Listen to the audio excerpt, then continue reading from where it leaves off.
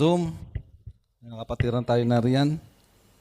I hope na nasa mabuti kayong kalagayan at ang pagpapala ng Panginoon, ang pag-iingat ay nasa inyo po. Kami ay nagpapasalamat sa mga nakalipas na araw, sa mga situation. Sabi ko nga is win-win pa rin, hindi pa rin talo. Di ba?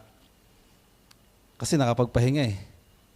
Kasi everyday halos sabi ko nga 12 hours kang nasa kalsada, minsan sumusobra pa. But still the strength and provision ng Panginoon is sufficiente sa bawat isa sa atin, sa mga nagbabiyahe. And then salamat sa Panginoon dahil natapos na yung sasakyan. And salamat doon sa gumawa dahil maayos naman kausap na kahit anong request mo is okay sa kanya. Sabi ko nga, yung side mirror baka bogus lang yung ilagay eh. So salamat ako dahil yun pa rin, alos original pa rin yung kinuha niya.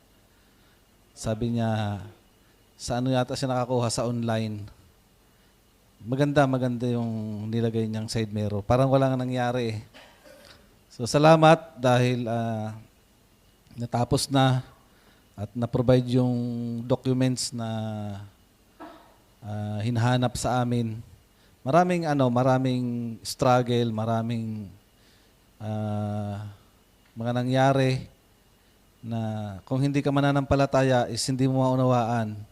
Kasi sabi ko doon sa may-ari, in the first place, hindi kami wag mo kaming ipitin, wag mo kung hindi ako mananampalataya, sinagot ko na siya ng kahapon.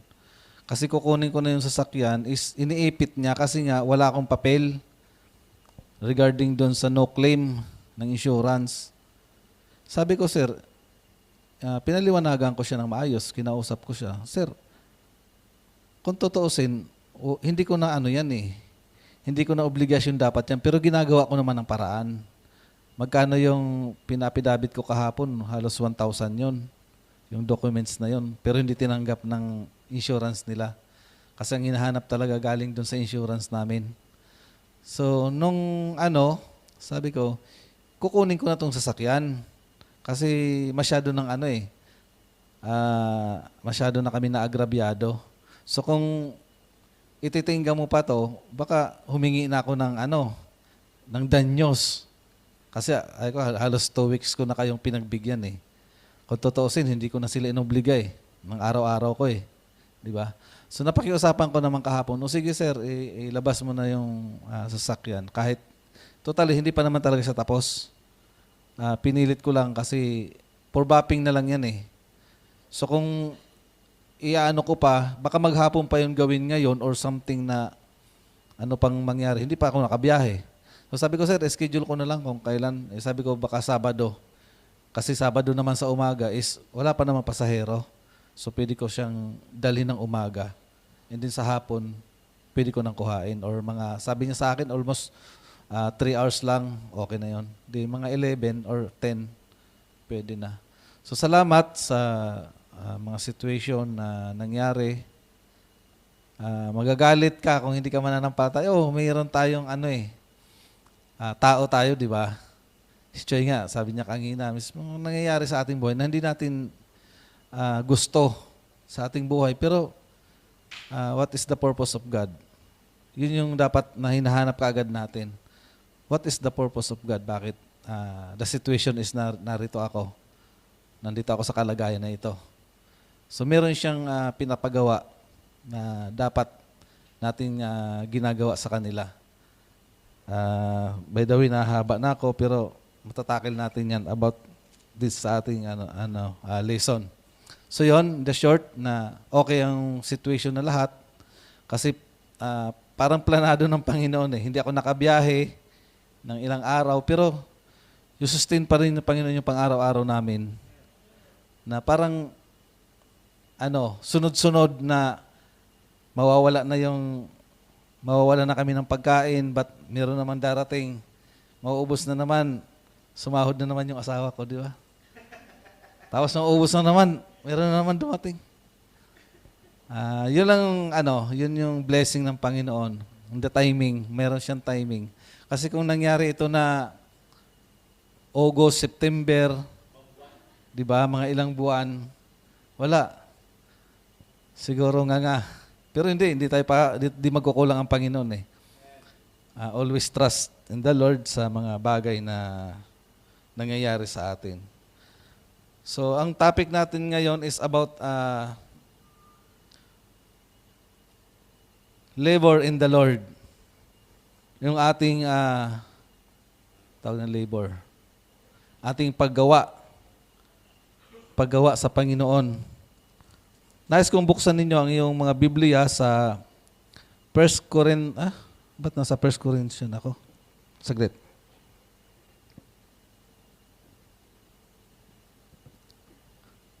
Colossians 3:23-25. Sabi dito, wala akong salamin. Colossians 3.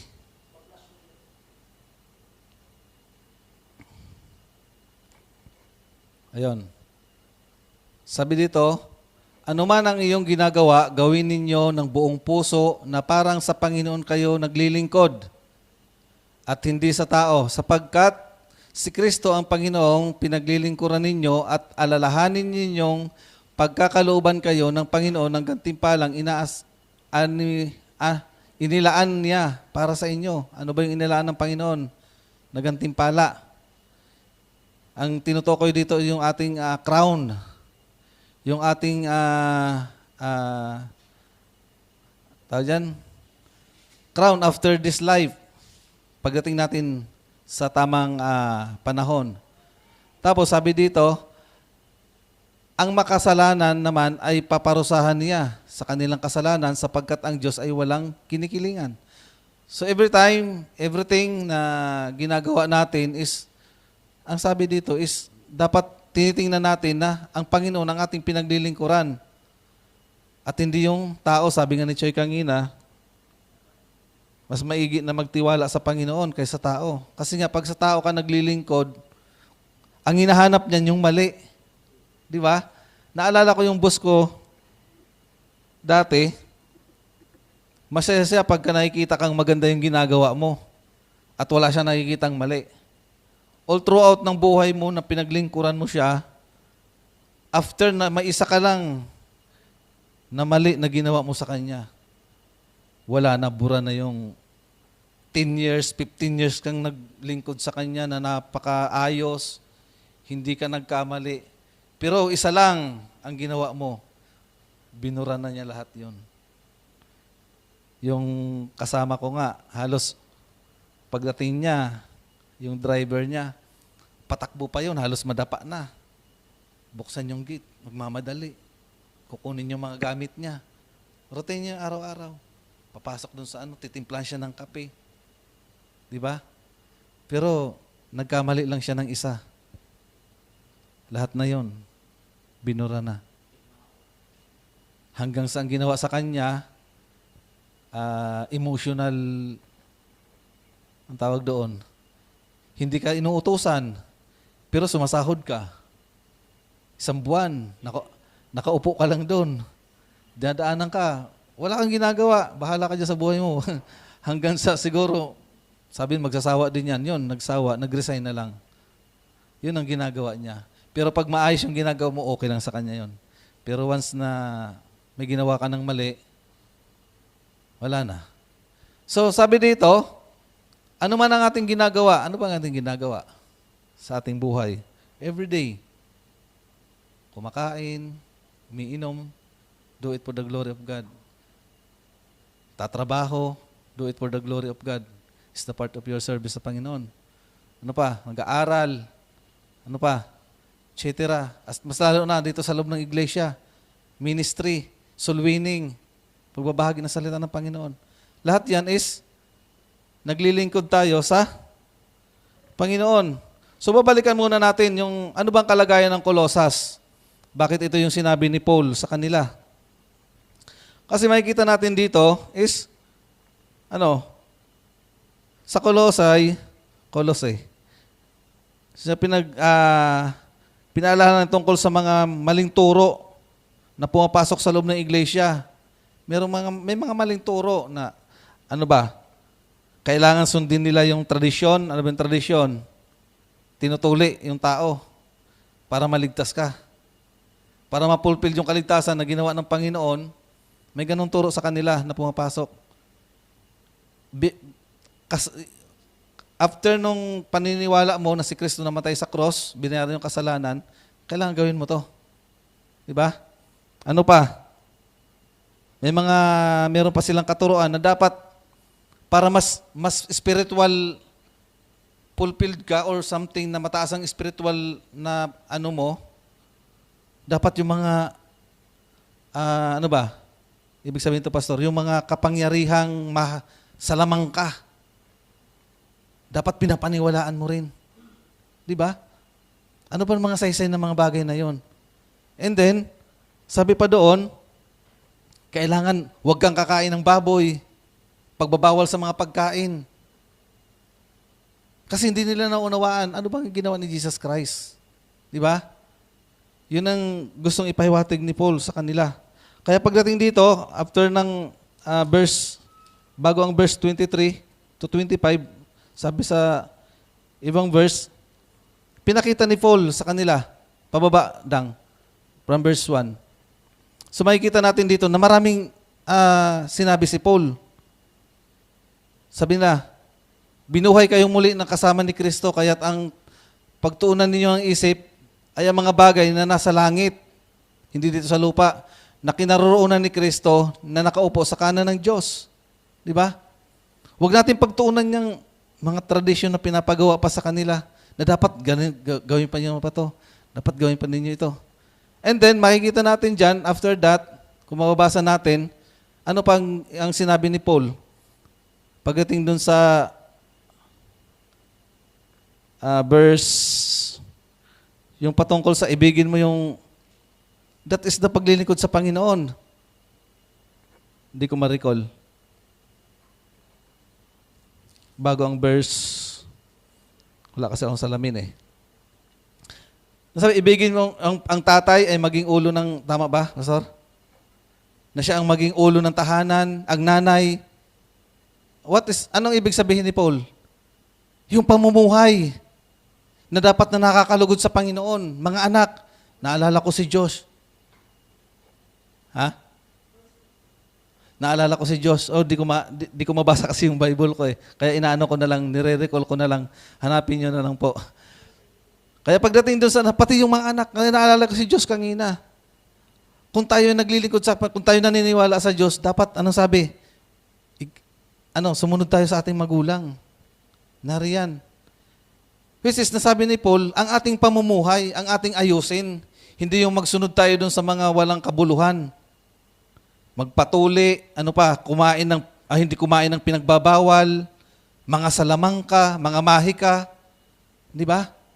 Huwag niyong pagtuunan yun, sabi niya sa verse 1. Binuhay kayong muli. Ano ba sabihin ng binuhay kayong muli? Ibig sabihin, after ng ginawa ni Jesus Christ, imbes na patay ka, spiritual, ngayon, ito buhay ka. Kaya huwag mong pagtuunan yung mga bagay na yan.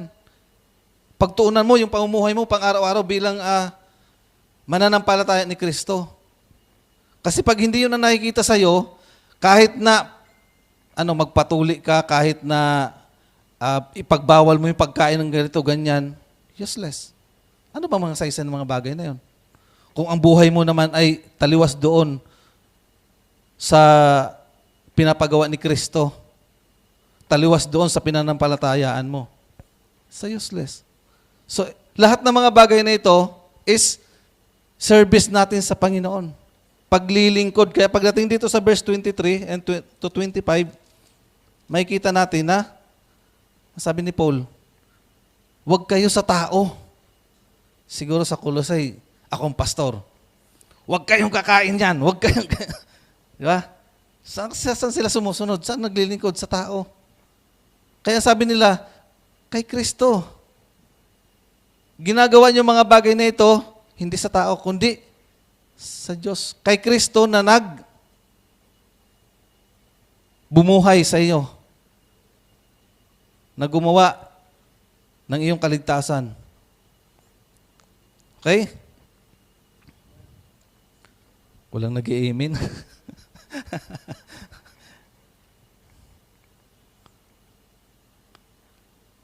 Saan na ako? Lumagpas na ako eh.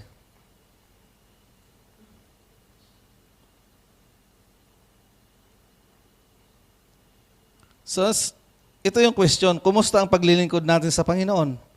After that, so kung sasabihin ni Paul sa kanila, pabalik doon sa please, pabalik doon sa verse 23 to 25. So yung pagdating dito, sinabi ni Paul, ano man ang iyong ginagawa, gawin ninyo ng buong puso na para sa Panginoon kayo naglilingkod na hindi sa tao. Okay? So pagdating dito sa, pagkatapos sabihin ni Paul nito, sasabihin niya, kumusta yung paglilingkod niyo sa Panginoon? Di ba? After niya sabihin, from verse 1 to 25, kumusta kayo? Okay ba? Or sinusunod niyo lang yung mga bagay na yon, pero wala dito. Okay? Kumusta ang ating paglilingkod sa Panginoon? Sabi dito, nakakapagod na. May magsasabi na, nagiging pagbigat na lang eh. Pagka ang pananampalataya mo, sabi, galiit ng mustasa, ng buto ng mustasa, kaya mong patalunin yung bundok, ilipat doon sa dagat. Pero, sa paglilingkod natin sa Panginoon, medyo parang masakit, di ba? Na parang pabigat na lang sa atin yung pagpunta sa church. Samantala kung may pananampalataya kang maliit, kaya mong ilipat yung bundok. So, kung pabigat sa iyo yung paglilingkod sa Panginoon, anong tawag sa iyo? Ha? Wala kang faith. Kasi kung may maliit ka na faith, kayang lumipat yung bundok eh. Samantala dito, sabi ko nga, nung wala yung sasakyan, parang lesson, parang nasasanay tayo ako nasanay na sa may sasakyan. Kasi pag may sasakyan ka, komportable, di ba? Punta ka ng church. Sige, punta ko sa church. Kaya kong pumunta. Kasi parang hindi ako nag-ano ng mga tao na bakit wala sila dito. Ako kasi mayroon akong opportunity. Meron akong needs. Meron akong tawag dito? Means or source ng paglilingkod sa Panginoon. Kaya nagagawa ko yung mga bagay na ito. Pero, lahat tayo binigyan ng Panginoon. Di ba? What is the problem? The problem is the problem. Ang problema, hindi lang puso. Di ba? Ang pananampalataya mo sa Panginoon. So, hindi pare-parehas yung ating kalagayan sa ating buhay. Pero sabi ko nga, kami nila nanay, nung kailan ba yun? Nung huling prayer meeting? Last week? Ang laki ng pamasahe pala. Pag wala kang sasakyan. Grabe. Tapos nang practice naman kami ng choir, malaki pala. Balikan. Wala ka nang trabaho, wala ka nang source of income, wala ka pang pero ganun pa yung gastos. Di ba?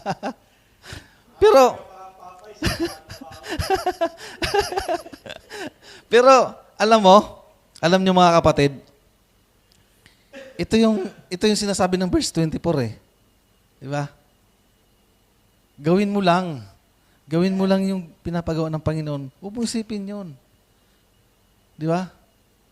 Huwag mo isipin yung gastos. Ako kahit may sasakyan ako, may gastos pa. Binibigyan ko pa yung gwardiya eh. Kaya nga eh, nung nakita ako, sabi niya, lumabas eh. Andito na yung grasya. So di ba? Imbis imbis na tumingin ka doon sa mga pabigat na akala mo nakakapagod na. No. Yun pala, yung gwardiya, wala palang pagkain. Di ba? Inakita ka. Uy, salamat. Sino yung salamat sa Diyos? Sino yung naalala? Hindi ikaw. Panginoon. Salamat sa Diyos. Meron akong grasya ngayon. May pagkain ako. Di ba? Huwag natin tingnan na ang paglilingkod sa Panginoon is mabigat, nakakapagod. Isa, minsan, wala ka nang pakialam, bahala kayo dyan, gawin nyo yan. Basta ako, dito na lang ako. Okay? Kasi meron tayong 3 uri ng paglilingkod, mga kapatid. Ano yung una? Paglinggo. Sunday worship service. Minsan yun na lang yung routine natin. Okay na yun. Naglilingkod naman ako sa Panginoon eh. Kaya pag sinabi ng tao na, okay naman, naglilingkod naman ako sa Panginoon eh. Nagdadasal naman ako eh. Nagsisimba naman ako eh. So okay na? It's enough? No. Pangalawa, ministry service. Dito minsan yung mga mananampalataya, hindi naman lahat, pero mas marami. Na okay na lang, magsimba na lang. Pero pagdating sa ministry service, mahirap eh. Meron akong anak, meron akong trabaho. Di ba? Hindi maisakripisyo. But,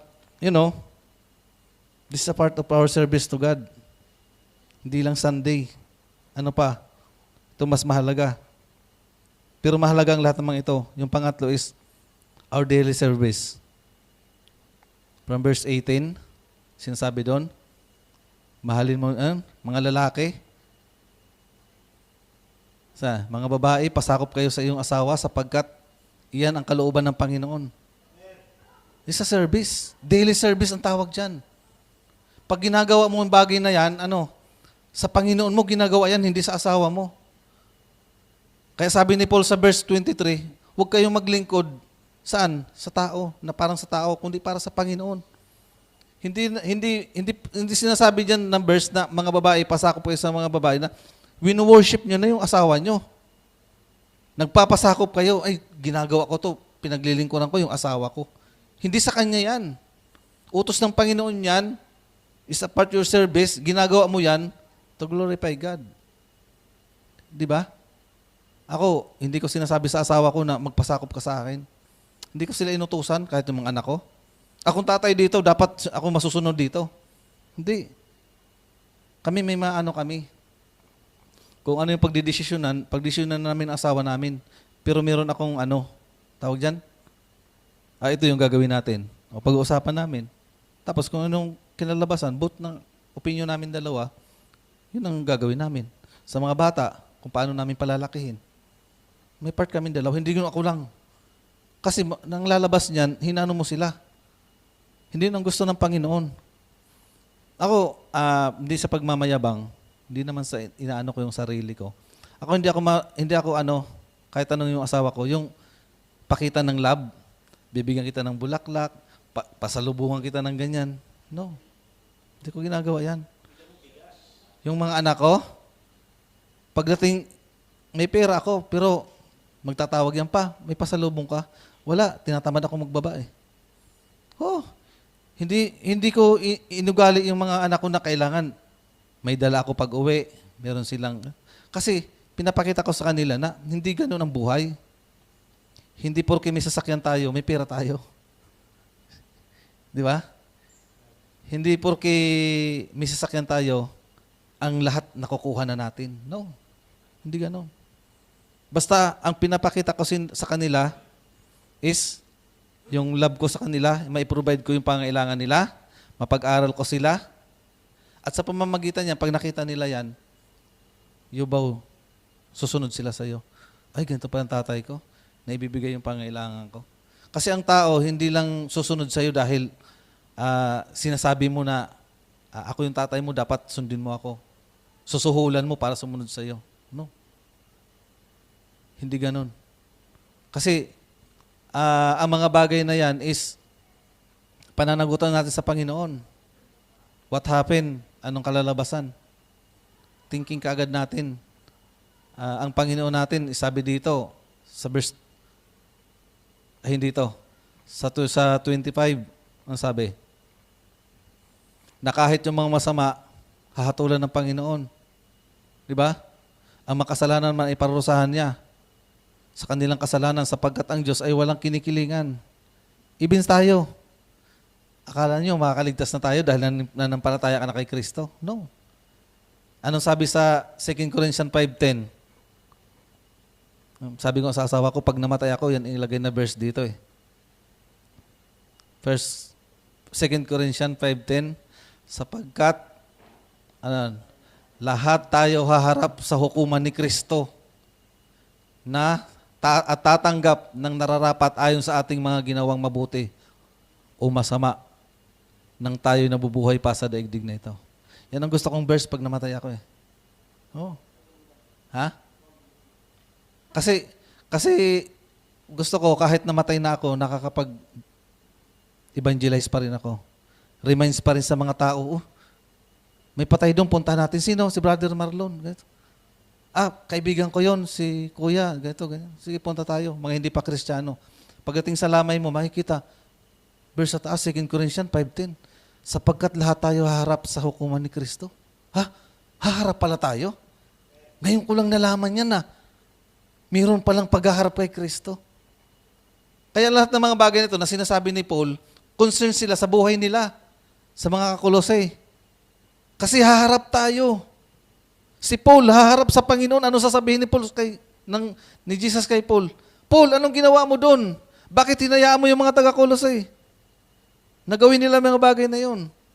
Di ba sinabi ko sa iyo, sapat na yung ginawa ko sa cross? Yun ang iniisip ni Paul. Kaya sinabi niya mga bagay nito sa mga taga-Kolosay.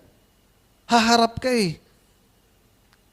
Hindi pagkatapos ng ministry mo dito. Ito yung sinasabi ni Pastor Ares, hindi ko na mainano si Pastor Ares, pero siya yung pastor na nakita ko na mahalin yung gawain na to. Akala ko nga, 10 years, 5 years, okay na. Pag okay na yung church, go. Pero sabi niya, siguro aalis na, pagpatay na, pag unat na yung pako. Wow, meron bang pastor? Wala ka pa nakitang ganun, parang wala ka nakitang pastor na ganun. Na kung kailan tutuwid na yung paa mo, saka ka lang papalitan. Saka mo iiwanan yung gawain. So tayo, di ba? Parang ngayon lang ako nakakita ng, hindi naman sa inaano ko si pastor, pero si Pastor Ronnie, halos siya yung nag-feed sa akin before eh. Maraming bahagi ng buhay niya na ginawa sa akin eh. Pero in one time na parang nagsawa na siya, bahala na kayo dyan. Gagraduate naman si sabi niya, gagraduate na si Pastor Kelvin, siya na yung papalit sa akin. Kasi kumukuha na pala siya ng, tawag dito? Education. So nakakalungkot no. Dumating na naman si Pastor Miguel, parang ganun-ganun lang, alis na naman. So parang, ano ba yung gawain na ito? Pumunta ka sa gawain, umalis ka sa gawain at lilipat ka ng gawain. So parang, sabi nung engineer sa amin, naalala ko sa Unitech, trabaho ko, engineer siya eh. Engineer ka dito, lilipat ka ng ibang trabaho. Pagdating mo doon, ang trabaho mo, ganun din ang ginagawa mo dito. Ba't ka pa alis ng ganun naman gagawin mo pala doon? Di ba? Sabi niya, hindi eh. Siyempre kung matagal ka na dito, taon-taon naman nagtataas yung sahod mo, sabi niya, tapos lilipat ka. Sabi natin magandang offer, pero yung ginagawa, ayaw niya kasi ng ganun eh. Sabi niya sa akin, kung lilipat ako, dapat yung ginagawa ko dito, hindi na yun ang ginagawa ko. Iba na dapat ang gagawin ko doon. Pero yun pa rin ang gagawin mo. Ba't ka lilipat? Kung yun pa rin naman palang gagawin mo. So, di ba? Pastor ka dito. Ito yung ginagawa. Tapos lilipat ka. Paras lang naman eh. Parang yun ang nakikita ko yung Pastor Ares eh. Kung aalis siya dito, ito yung gawain ng Panginoon. Tapos lilipat ka, gawain din ng Panginoon. Ba't ka pa alis kung ganun din lang naman? Di ba? So, ito yung na tayo eh. Nalalayo na tayo eh. So, inaano ko lang kasi mahaba pa yung oras natin eh. Dati umuwi tayo mga 9:30. Di ba? Ngayon parang pa lang eh. 8:30 pa lang eh. So salamat sa Panginoon dahil nakita natin yung puso ni Paul, no? Na sabi nga, ano ko kayo eh. Although na hindi talaga siya dito, Pastor, tama ba ako?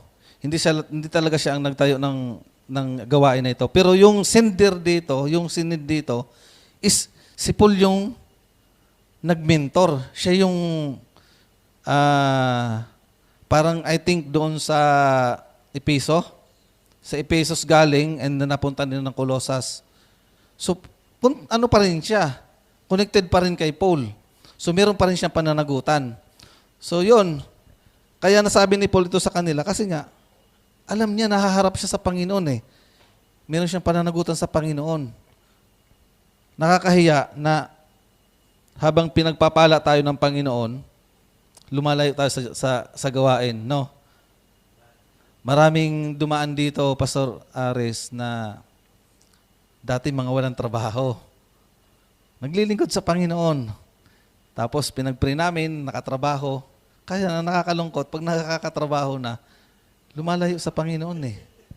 Kaya sabi na dapat wag na natin ipag-pray na magkatrabaho. Para laging present sa gawain ng Panginoon eh. Si mama niya, baka marinig tayo, nandyan ba? Baka marinig tayo, joke lang. Kasi nga, sabi nga ni, example ni Pastor Aris, yung, wala kasing palay dito. Yung palay, pag unang sibol niyan, pag wala pang laman, yan eh, tuwid na tuwid dyan. Talagang nakaganon yung palay. Pero habang araw-araw pinagpapala ng Panginoon, bumibigat yung kanyang butil, yumuyuko. So, di ba? Parang, ano bang lesson na makikita natin? So, habang pinag-bless ka ng Panginoon, dapat lalo kang nag-worship sa Kanya. Lalo mo siyang sinasamba. Lalo mo siyang pinapasalamatan. Every day, every day, every day. Pero nagiging baliktad. Habang tayo pinagpapala ng Panginoon, parang doon na lang tayo nangahawak. Parang kaya ko ng sarili ko kasi meron na ako eh. Kaya ko ng sarili ko. Hindi ko na kailangan ng Diyos. Kasi kaya ko na. Yung example ni Pastor Ares, yung may-ari ng Titanic, pag nakita mo yung creation mo, pinagawa mo, paggawa ka ng napakalaking barko, nung time kasi nun, siya yung pinakamalaki, di ba? Titanic. No, sasabihin mo, kahit ang Diyos, hindi to kayang ilubog. Wow. Sino bang malaki? Yung dagat o yung barko mo? Baka pagdating sa laot, yung barko mo, parang na lang, point na lang sa laki ng dagat. Tapos sasabihin mo, kahit ang Diyos, hindi to kayang ilubog. Wow. Si John Lennon, kung gaano siya kasikat, ka-famous, nung araw na yon, Beatles, 70s, no? Sabi niya, mas pa ako, sikat pa ako kay Jesus. Mas sikat pa ako sa Diyos sa nangyayari sa Kanya. Pero anong ginawa ng Diyos? 3 araw bago niya sinabi yon. Binaril siya sa harapan mismo ng concert niya. Sa harap ng mga tao. Anong lesson doon? Doon natin na pinapakita ng Diyos na kahit gaano ka ka-bless, kahit gaano ka kahitik sa bunga, in a twinkle of eye, kaya kong bawiin yan. Kaya anumang kalagayan natin sa mga oras na ito, maybe prosper kasi December, maraming blessing, may 13-month ka. Nung hindi ako mananampalataya, naalala ko yung buhay ko. Pag ganitong season, hindi mo ako makita sa bahay. Kasi marami akong pera eh. Makikita mo ako sa bahay, 3:00 ng madaling araw, tapos papasok na naman ng 8:00 ng umaga. Ang sabi ng mga kasama ko sa bahay, umuwi ka pa ba? Pag minsan nakakauwi ako ng alas 8 o alas 7 ng gabi, umuwi ka pa ba? Parang ngayon lang kita nakita. Kasi nga, may pera ka eh. Kaya kong gawin. Kaya kong pumunta kung kahit saan. Di ba? Ganun yung tao. But, hindi natin alam, everything na ginagawa natin is paglilingkod sa Panginoon. Di ba? Important of service. Hindi.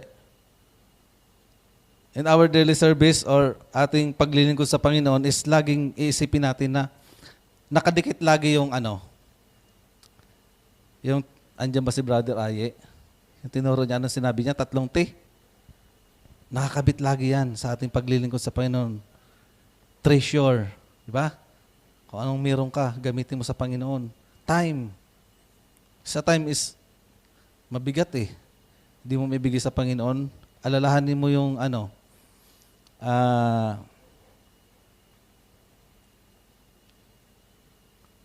Corinthians, Romans 12. Tama ba, Choy? Romans 12.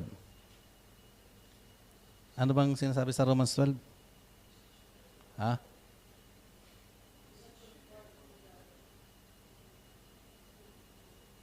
Hindi ko ma-recall eh. Oo, hanggang pamumuhay Kristiyano. Tama?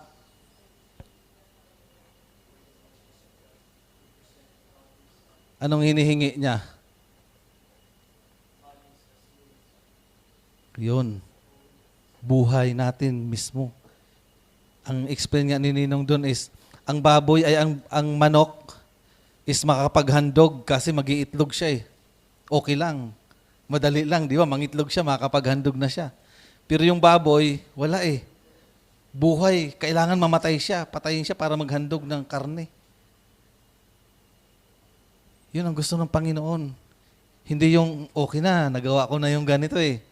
Hindi, nakapag-saturate naman kami nung nakaraan eh. Okay na yung pastor, di ba? Inikot natin yung buong pingkian. Halos 1 oras yata kami paikot-ikot doon. Grabe, ang laki pala nung pingkian na yan. Hindi, hindi namin nakita. Sa laki. So parang, okay na, nagawa na namin yun. Ginawa namin yung part na yun, okay na. No. Hindi pa yun. Ha? Wala eh. Mahirap. So, everything is kasama sa ating paglilingkod. Time, treasure, and pangatlo, talent. Kung may talent ka, tapos yung pinapagamit sa Panginoon, ano na yan? Anong purpose? Bakit ka mayroong talent? Bakit marunong kang magbahagi ng salita ng Panginoon? Madali lang magbahagi ng salita ng Panginoon, di ba? Your experience. Alam mo, kapatid, nung ako hindi pa mananampalataya, gano'n mo, simulan. Dati, ang buhay ko, hindi naman ganito eh. Puro mura yung lumalabas sa bibig ko. Di ba? I-examplean mo siya. Pero kung hindi yon ang ginawa mo, tapos sabihin mo sa akin, masasabi mo sa kanya yan, masishare mo. Kung hanggang ngayon, yung lumalabas pa rin sa bibig mo is, masama. Tell na dun, sasabihin mo dun sa tao na, kapatid, alam mo dati, palamura ako. Pero ngayon, hindi na. Parang narinig kita nung nakaraan eh. Nagmumura ka eh. Di ba? Experience kung paano ka binago ng Panginoon. Magandang gabi, Siyang. So yun, ang pag-share ng Panginoon, salita ng Panginoon, unahan mo sa impact sa ating buhay. Kasi kung walang pagbabago sa ating buhay, wala tayong mai-share. Di ba? Nung ako'y bago pa lang mananampalataya, nagulat sila bakit totally hindi na ako uminom. Iwan ko pero hindi naman ako nagkasakit eh. Sabi nila pagka tinigil mo daw bigla yung, hindi naman eh. Alam mo nung naunawaan ko yung kasi, nung bago ako, talaga naunawaan ko yung salita ng Panginoon. Talagang kinabukasan, hindi na ako inom. Tigil talaga, hindi yung, konti lang ngayon, 2 bote.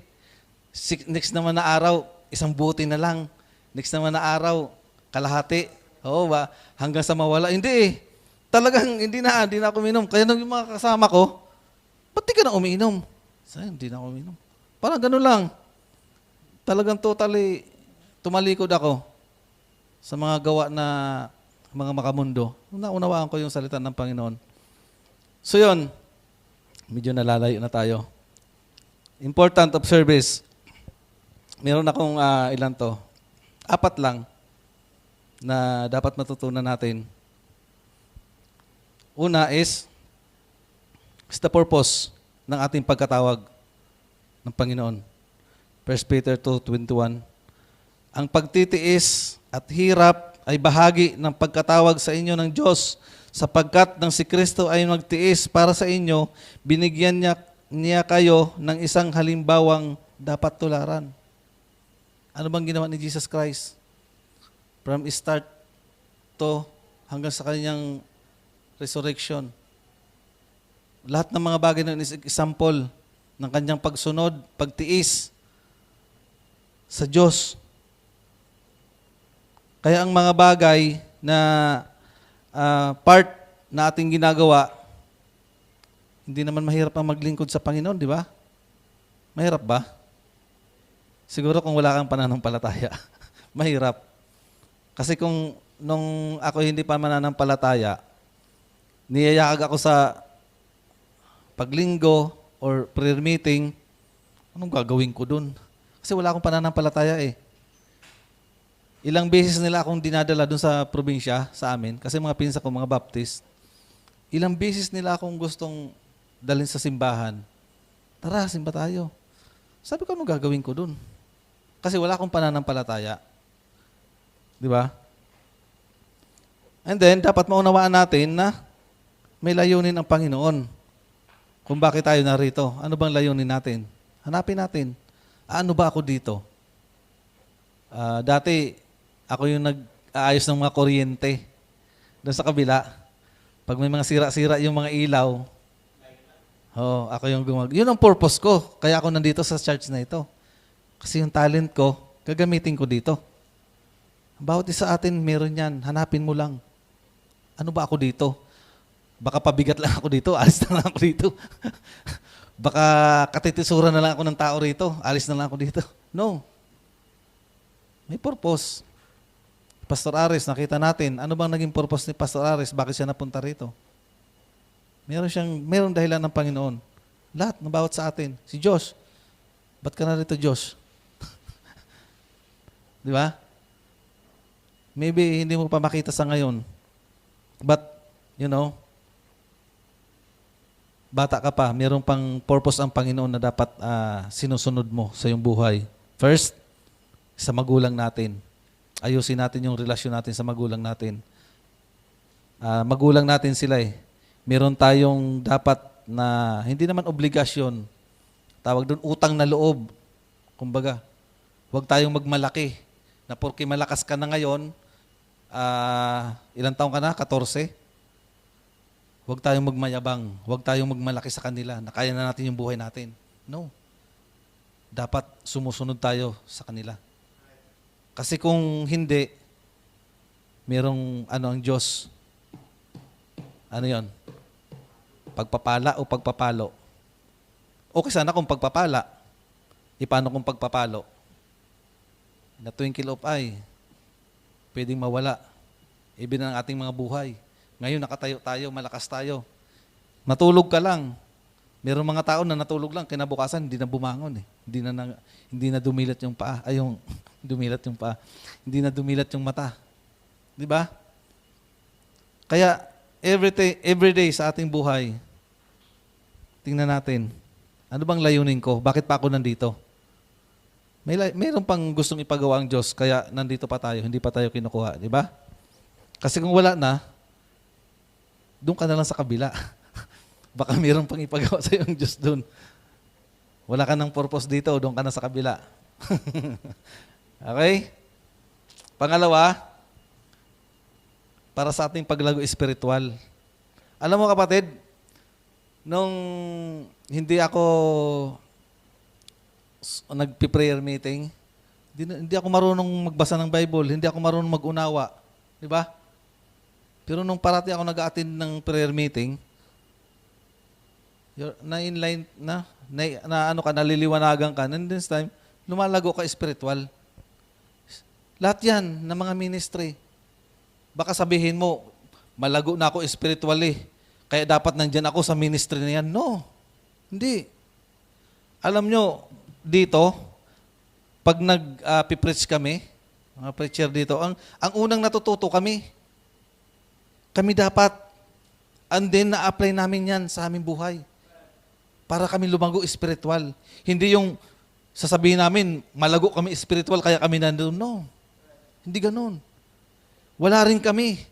Dito lang din kami kumukuha ng aming isasabihin sa inyo. Natutunan namin dito, and then, na kami, na enlightenment, na liwanagan, ginamit namin sa buhay, dapat share namin sa inyo. Ito yung natin gawin. Kasi kung hindi, ano lang tawag sa amin dito? Sabi ng Bible, para ka ng batingaw na umaalingaw-ngaw. Anong tunog nun? Sakit sa tainga. Pang! Di ba? Pero yung piano, pag tumunog yung piano, may harmony. Maganda sa tainga. Pero yung kampana na umaalingaw-ngaw, ang sakit sa tainga nun.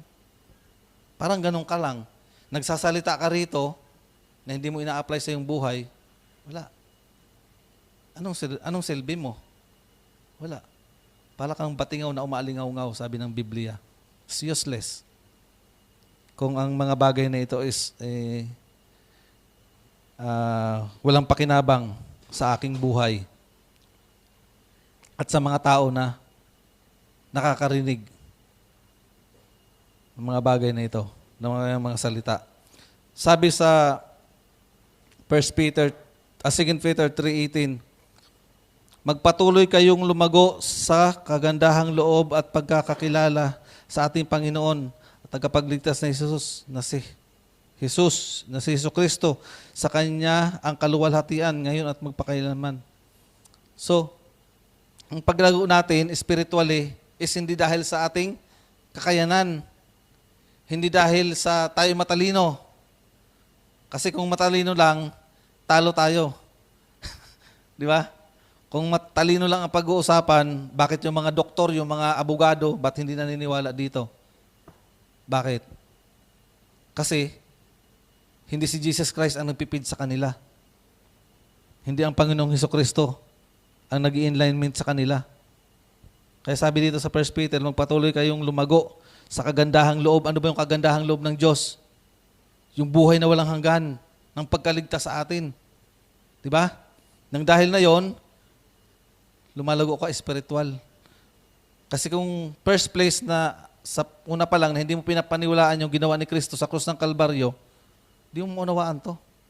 Kahit na magdamag mo, basahin, ubos from cover to cover, from Old Testament to New Testament, kung wala yung ginawa ni Jesus Christ doon sa krus ng Kalbaryo, useless.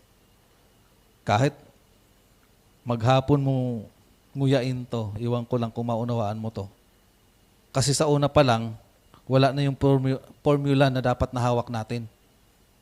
Yun yung pinaka-formula. Solusyon para maunawaan mo to. Sabi ng mga kasama ko sa Grab, bakit kayo ang ano nyo sa salita ng Panginoon? Sa Biblia, mga verse daw, mga parang memorize daw natin. Hindi naman namin niya minimemorize eh. Bakit alam niyo sa ganito? Alam niyo sa ganyan, sa ganyan. Sabi ko sa kanya, unang-una, maunawaan mo yung Biblia kapag maniwala ka. Di ba?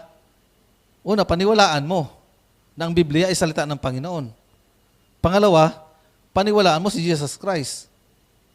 Magkaroon ka ng faith. Kasi kung wala kang faith, maniniwala ka ba dito? No. Ako, ilang beses akong sinira ng salita ng Panginoon, hindi ako nag-accept eh. Hindi ako naniwala kasi wala eh. So yun. Pangalawa, para sa ating paglago espiritual.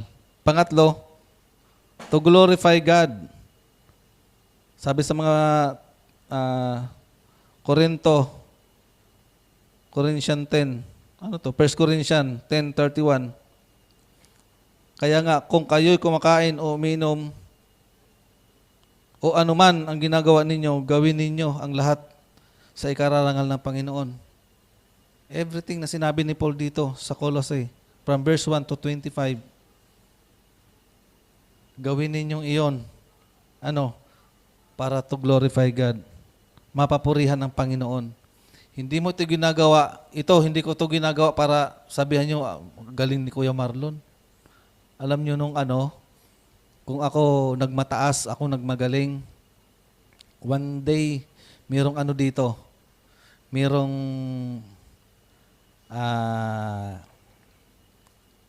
pag Holy Week? 7 saying. Di ba? May 7 saying. So, naatasan kami ni Pastor. Ha? No. Naatasan ako na magbahagi ng isa. Kasi 7 kami. Tagi-isa. After nun, nagtanong si Pastor sa mga member lahat kung alin doon, kung sino doon ang naunawaan nila. Kung sino sa amin, kasi nung that time, nag-aaral kami kay Pastor Ronnie. Tinanong niya yung mga member na nakakinig kung anong evaluation na saan sila natuto, kung sino yung mas naunawaan nila, mas marami sa akin. Siguro ang bumoto sa akin is 5-6. Tapos nung dating dun sa klase namin, in-explain, evaluation dun sa ginawa namin. Kasi part yun ng namin teaching, ng training. Pagdating doon, sa lahat, sabi ni Pastor Ronnie, sa lahat ng nag-preach nung Holy Week, batay doon sa nakapakinig, hindi batay sa akin, ang mas naunawaan nila, si Brother Marlon, sabi nila. Pero naisip ko, hindi ko inano yung sarili ko, na, galing ko. Galing ko na pala. Marami ang nagbilib sa akin. No. To God be the glory. Ano man ang sabihin sa iyo ng tao, kapatid, ba't ganyan ka magsalita, sabi sa akin? Christian ka siguro, no? Sabi ko, opo. Kaya pala walang lumalabas na mura sa salita mo. Kasi ang nasasakyan daw nilang driver, pag nagkikwentuhan, PI, mga ganyan, nako, mga wala. Di ba? Yan, PI na yan, yung enforcer na yan, PI yan, ganun. Sabi niya. Pero ikaw, bakit ganyan? Hindi ka, ganun ka magsalita. Siguro, Christian ka ba? Ikaw po, Christian po. Sino ang nawapurihan? Panginoon. Ang ginagawa natin is to glorify God. Kung mananampalataya ka na hindi nakikita ang Diyos sa buhay mo, nakakalungkot na may mga tao na sinasabi na naniniwala naman kami sa Diyos nananampalataya naman kami. Pero makita mo sa buhay nila, nasaan yung Diyos nila? Christian pa yun kasama ko sa trabaho. Sa umaga, makikita mo sa pantry, ang aga dumating, nagbabasa ng Bible. Ako nahihiya sa kanya Kasi alam mo kung bakit? Yung buhay niya, di mo makita doon sa binabasa niya Ano lang yung binabasa mo? Pocketbook? Ano yung binabasa mo? Comics? Hindi yan comics. Bible yan. Ano ba sinasabi ng Bible? Magbago ka. Maging ilaw ka ng sanlibutan. Pero bakit lahat ng tao dito sa opisina galit sa'yo? Di ba? Ako parang, kahit ako Kristiyano, parang kami Kristiyano, parang gusto ko sabihin, tigil mo na yan. Tigil mo na yan. Nakakahiya tayo rito. Sasabihin ng mga tao doon, mga ipokrito itong mga to. Di ba? Nakakahiya. So, kumusta ang ating service sa Panginoon? Evaluate natin ating sarili. Ilaw pa ba tayo ng sanlibutang ito or katitisura na lang tayo? Baka yung ginagawa natin, disim na sa kimbot nila. Anong tawag doon? TikTok. Kung ano ng sayaw ng mundo, sayaw mo na rin. Kung ano yung kanta ng mundo, kanta mo na rin. No. Ilaw ka. Ilaw ka ng sanlibutan. Dapat magliwanag ka sa kanila. Kapatid, ano ba ang salita ng Panginoon? Huwag ka matakot sa rejection ng tao. Natural yun, sasabihan kanila, KG mo naman. Normal yun. Ako, danas ko lahat yun Totally na surrender ako sa Panginoon. Unang sinabi sa akin, baliw ka na. Alam mo, baliw ka na. Wow, nakakabaliw pala ang maglingkod sa Panginoon, ang manampalataya sa Diyos. Yung sasabihin nila sa inyo, KG mo, baliw ka. Kasi, hindi ka nila naiintindihan. Normal yun na sasabihin nila sa'yo. Pero pag nangyari sa'yo yun, magpasalamat ka sa Panginoon. Purihin mo ang Panginoon kasi nakita nila ang pagbabago mo. Ibig sabihin, hindi ka nakagaya nila. Kaya nakikita ka nilang baliw kasi hindi ka nila kagaya nila. Diba? Pero kung parehas lang kayo ng sayaw, parehas kayo ng uso, nako, kapatid, tingnan mo sarili mo. Baka hindi mo pa talaga naunawaan ang kaligtasan na binigay sa'yo ng Panginoon. Balwit mo yung sarili mo. Nasa akin na ba si Kristo? Nananampalataya ba talaga ako? Bakit ginagawa ko pa mga bagay na ito? Kung paano ka magsalita, paano ka kumilos, paano ka manamit, lahat yan. Huwag mong sabihin, yan ang laman ng puso ko eh. No. Baka dinadaya ka ng nararamdaman mo. Akala mo piling mo, mahal na mahal mo ang Panginoon, pero walang lumalabas, baka ibang Panginoon ang sinasamba mo. Baka yung, sarili natin. Kasi itong gusto ko eh. Mahal ko naman ang Diyos eh, di ba? Karamihan sa mga RC. Mahal kong Panginoon eh. Naniniwala ko sa Kanya eh. Nagsisimba nga ako. Nagpipray nga ako eh. Memorize ko yung Our Father. Memorize ko yung Holy Mary. Ano pa? 3 yun eh. Lahat yun memorize ko eh. Di ba? Pero, ano yung lumalabas sa bibig nila? Ano yung kung paano sila kumilos? Di ba? Wala. Kasi wala talaga dito. Dito lang.